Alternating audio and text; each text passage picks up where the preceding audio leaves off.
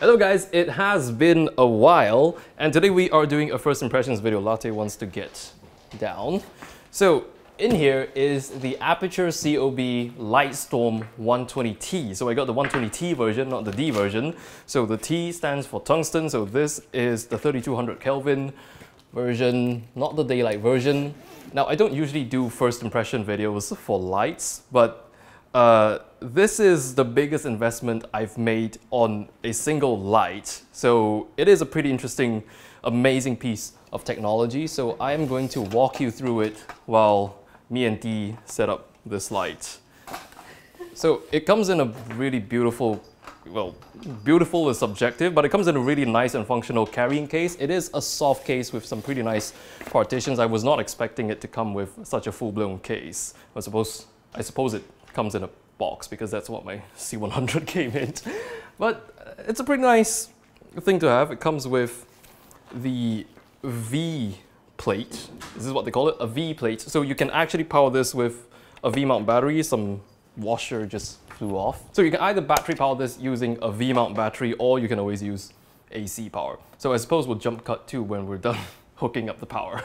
So now we have the light hooked up to power and now it's live, so let's go ahead and turn it on. Striking. This is on 10% power, so it has a rotary dimmer here that we can just rotate. Let's bring that up to full blast. Ooh, it's very bright. So apparently this is a 1K tungsten equivalent.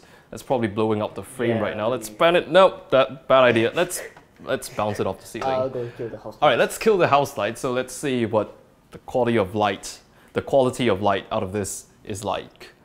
Okay, so now we are being lit entirely by the 120T bouncing off the ceiling, and I was gonna say it does come with a very nifty little RF remote. So using this remote, I can actually turn the light on and off and dim it down or bring it up. So because it's radio frequency, it operates based on radio frequencies, it does not require line of sight. So that's very neat, unlike the IR remotes. So here is the light.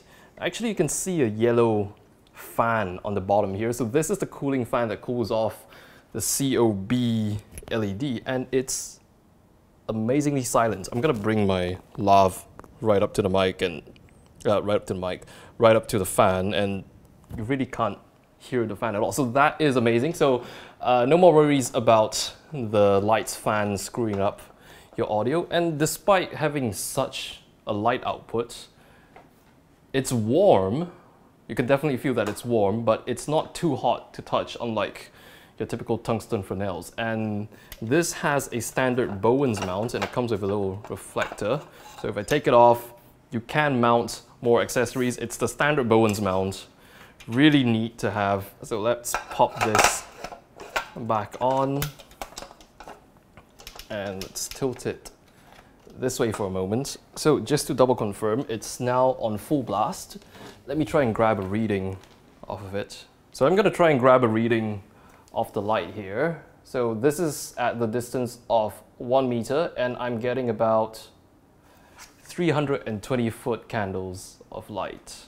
So I definitely do plan on making a more comprehensive review of this light after spending more time with it and shooting more stuff with it, and then I'll tell you my exact thoughts of this light. But so far, it's looking pretty impressive. And until then, this is my first impressions of the Aputure Lightstorm COB 120T. So let me know what you would like to know more about this light, what you would like to see in the full comprehensive review. And thank you so much for watching, and I will see you in the next video.